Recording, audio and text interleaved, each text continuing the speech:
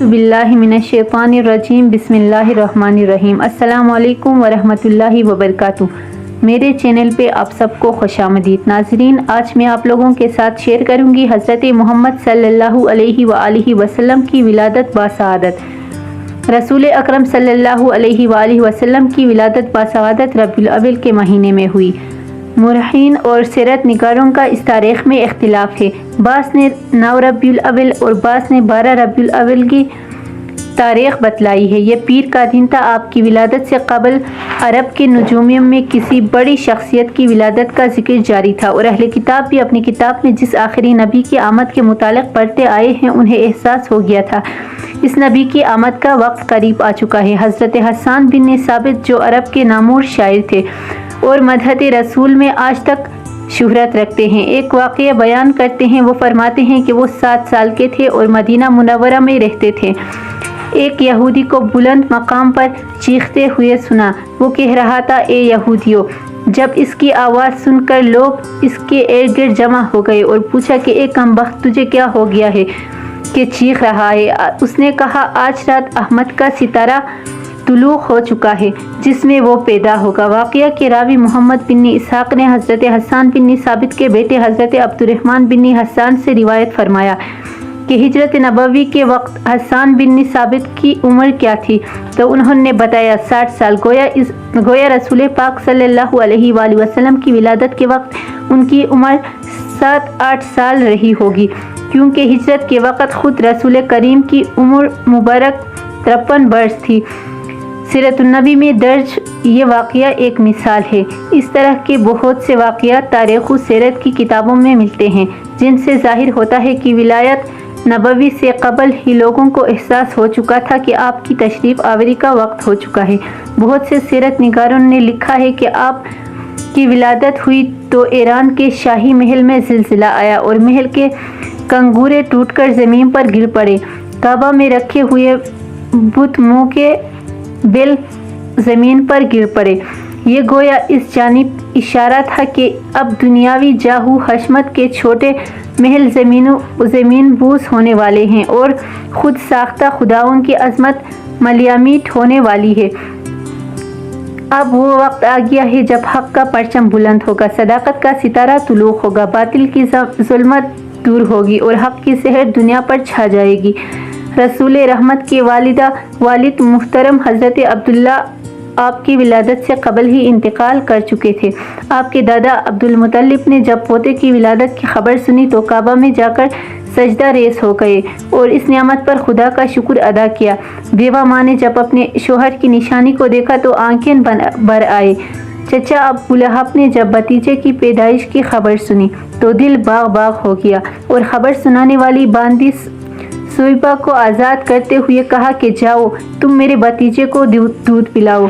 मक्का के शरीफों में ये दस्तूर चला आ रहा था कि बच्चों की परवरिश के लिए आसपास के देहातों में भेज दिया करते थे ताकि बच्चे वहाँ की साफ़ सुथरी हवा में परवरिश पाकर तंदुरुस्त तवन्ना हो जाए, नेज़ वहाँ वो खालिस अरबी ज़बान सीख जाए।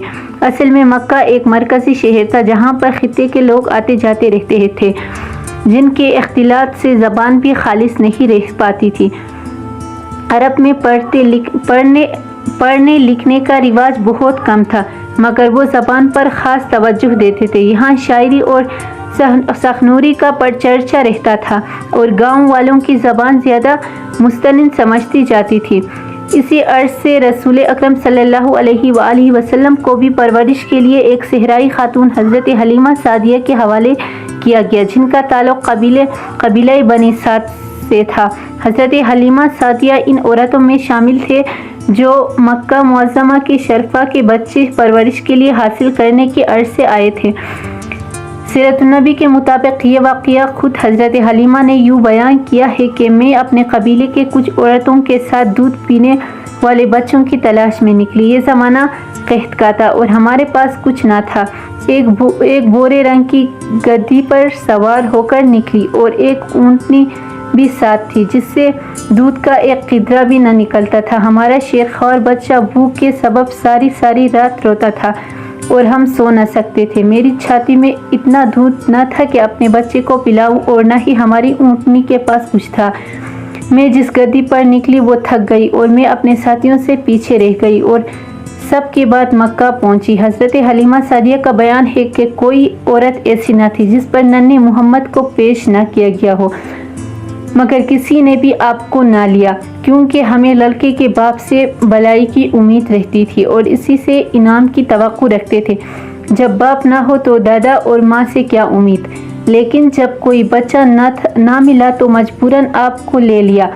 आपकी बरकत से मुझे बार बार फैज़याब होने का मौका मिला। जब मैं आपको गोद में लेकर अपनी सवारी पर बैठी तो मेरी हैरत का ठिकाना न रहा कि मेरे पस्तान दूध से भर गए और आपने खुद सैर होकर दूध पिया।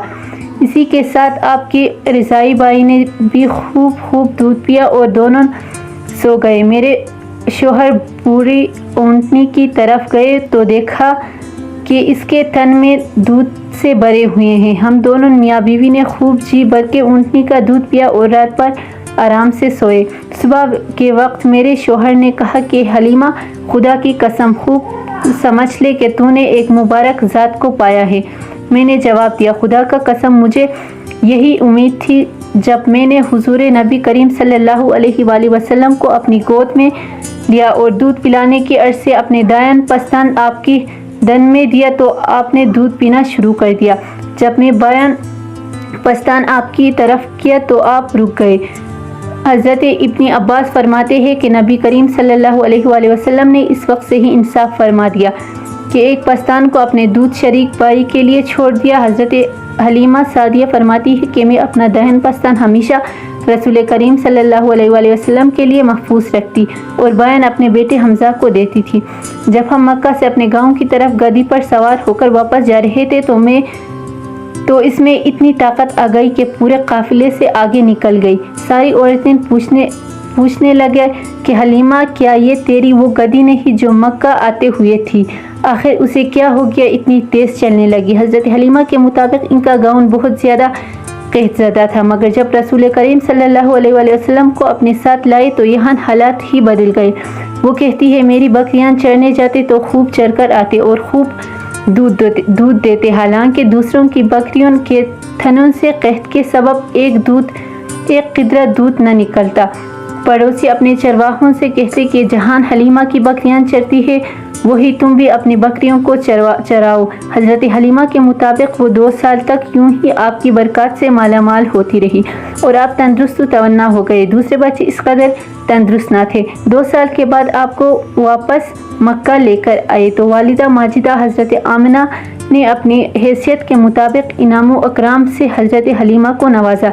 हज़रत हलीमा आपकी बरकत को छोड़ना नहीं चाहते थे, लिहाजा दोबारा अपने साथ वापस लेते आए। रसूल मुहतरम ने खुद अपनी विलादत का जिक्र बयान करते हुए फरमाया, अच्छा सुनो, मैं अपने बाप हज़रत इब्राहिम अलैहिस्सलाम की दुआ, हज़रत ईसा अलैहिस्सलाम की बशारत, जब मैं अपनी माँ के शक्म में आया तो उन्होंने देखा कि उनके अंदर से एक नूर निकला जिससे सरजमीन के महल इन पर रोशन हो गए। बनी साद बिन बकर के कबीले में दूध पीकर मैंने परवरिश पाई।